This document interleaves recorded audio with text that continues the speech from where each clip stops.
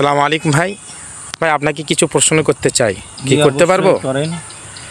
আমাদের বাংলাদেশে এক খলিল ভাই নামে পরিচিত, ওই ভাইটা আমাদের মাঝে রমজান মাস উপলক্ষে মানুষের মাঝে 500 টাকা বিনিময়ে গোস্ত বিতরণ করতেছে।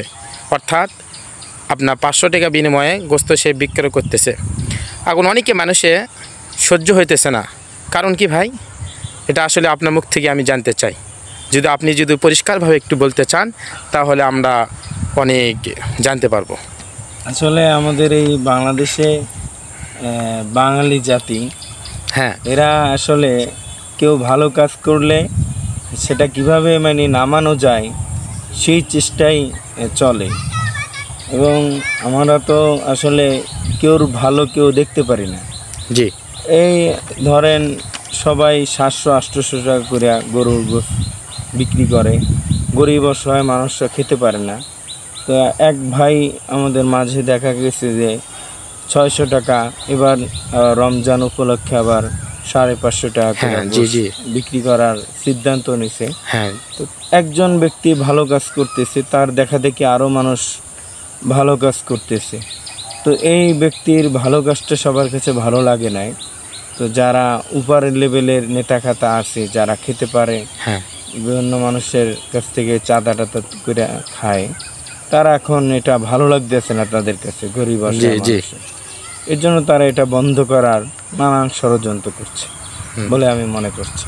এটা কি আমাদের কি বাংলাদেশে এটা কি এরকমই প্রতিটি মানুষই হয়? না, এটা প্রতিটা মানুষ না, এটা কিছু অসাধু ব্যবসায়ীরা আছে যারা আমাদের দেশের ভালো চায় না, দেশের ভালো কাজ চোখে দেখতে পারে না। কোনো একটা ভালো মানুষ যদি এগিয়ে আসে ভালো কাজ করার জন্য, সেটা কিভাবে তাকে টেনে নামানো যায় সেই চিন্তা ভাবনা করে। তো এটা আসলে সবার ভিতর থাকা উচিত না, এটা থেকে আমাদের বেরিয়ে আসতে হবে। সুন্দর কথা বলেছেন ভাই। আসলে যে সে 500 টাকা যে গোস্ত আমাদের মাঝে বিতরণ করতেছে বা আপনার বিক্রয় করতেছে, তো সে তো একটা রমজান উপলক্ষেই, এই তো সবের উদ্দেশ্যই না? আমাদের প্রতিটা মানুষের ভিতরে থাকা উচিত। যদি আমাদের প্রতিটি মানুষের যদি এরকম থাকা মনের ভিতরে যদি থাকে, রমজান উপলক্ষে প্রতিটি পণ্যর দাম আমরা যদি কমাই দিই, বা প্রতিটি যেমন আজকে দুধের বাজার 80 টাকা 90 টাকা কেজি, যদি এটা আমাদের জন্য 30 টাকা 40 টাকা বা 50 টাকা ঊর্ধ্বে যদি না হতো, তাহলে আমাদের জন্য সুস্বাস্থ্যকর খাবার একটা হইতো।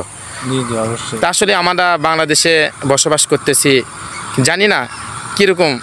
আপনি একটু যদি বলেন কেন পণ্যের দামগুলো একটু বাড়ায় দেয়? আসলে বাংলাদেশে যে বিদেশি যে পণ্যগুলো আছে, যে বিদেশি জিনিসগুলো আছে, সেগুলোকে আমরা বয়কট করি, এবং দেশীয় যে পণ্যগুলো আছে সেগুলো আমরা গ্রহণ করলে আমাদের দেশের উন্নতি হবে এবং মানুষের উন্নতি হবে। মানে আমরা বিশেষ করে বাইরের দেশে পণ্যগুলো আমরা গ্রহণ করি, এগুলো যেমন ইসরায়েলের পণ্য যেগুলো আছে আমরা এগুলো সব কিছু সরাই দেবো, এগুলো আমরা বর্জন করব এবং আমরা আমাদের দেশের পণ্যগুলো আমরা গ্রহণ করব বলে, তাহলে আমাদের দেশটা উন্নতি হবে আস্তে আস্তে। অবশ্যই অবশ্যই ভাই, ঠিক আছে, আপনাকে আলহামদুলিল্লাহ অনেক অনেক ধন্যবাদ। জাযাকাল্লাহ খাইর। ধন্যবাদ। আসসালামু আলাইকুম ওয়া রাহমাতুল্লাহ।